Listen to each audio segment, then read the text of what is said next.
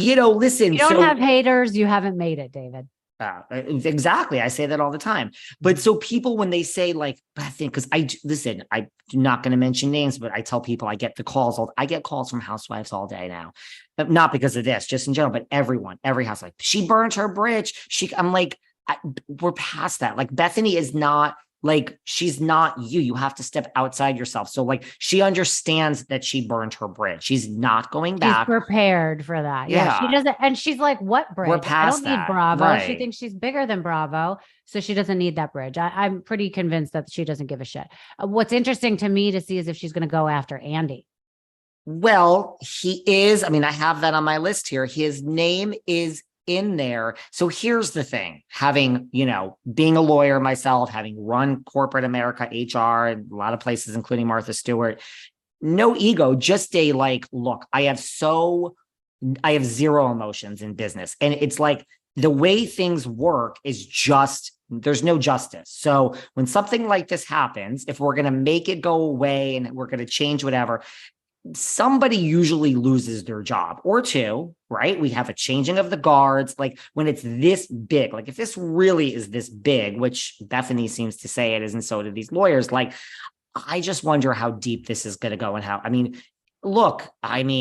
maybe I'm being dramatic, but removing Andy would be the most visible like sign to the outward public. Not saying he's responsible, not saying he did anything wrong. There's people in corporate. I'm just saying like, I don't know. Somebody is going to lose their job because of this if this doesn't go away. Period. David, remember what happened with CNN? They brought in a new guy, gave him a year to fix it up. Then there was all sorts of problems. Don Lemon got fired. And then the new guy running CNN was ousted again. So It would make sense that the guy running the company, meaning Bravo, would be ousted if there's so much unhappiness and people are having such a problem.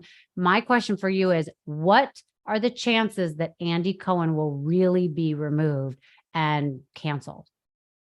I don't know. Listen, I mean, stranger things have happened. I said this the other day to someone and they told me like I went from 0 to 100, but seeing things like this play out, that's what happens. You don't just remove some quiet person, you remove somebody. I mean, he's not like running the network, but he's running Housewives. And I don't know. It's especially when we get into like, you mean to tell me that in all that, and I'm not even saying he's done the most egregious stuff. I'm just saying to the people listening to this, to the average person that's on the Instagram, that's the person that's going to get everybody talking around the world, right? So you mean to tell me there's no texts or emails or anything ever between a castmate, a guest on the show?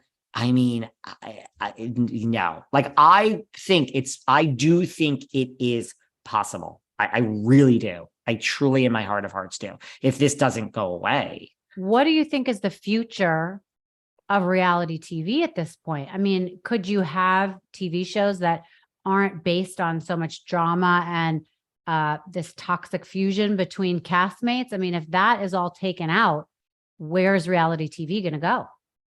Well, if you look at it, we've had that. We have it now. So like right now, Selling Sunset which is a huge hit for Netflix. We have real estate porn. We have a lot of drama. I mean, this past season, my girl Chrishell accused Nicole of she said, you're all cracked out on drugs. And Nicole said, are you accusing me of being on crack? Now, not really. That was a whole thing. So that's drama. There's no pushing. There's no shoving. I think we had the Osbournes. We have the Kardashians. I mean, the Osbournes. So we had the Hills.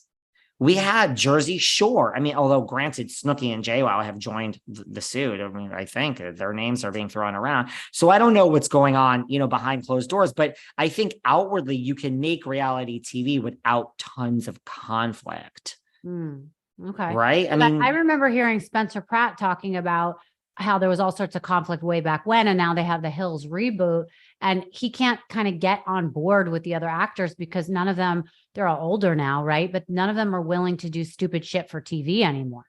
So that was canceled, but that's exactly correct. I had Audrina on my show from the Hills, and she said, yeah, no, it's all true. Spencer got there and was like, guys, we're going to be canceled. this is boring. And Spencer's great at the reality, and he's definitely part of this. He's definitely involved with Bethenny. But yeah, that exact thing. He said, like, this isn't how you make a reality show. And they did get canceled. Audrina said, I just wouldn't go there. I just wouldn't do this. I mean, we're moms.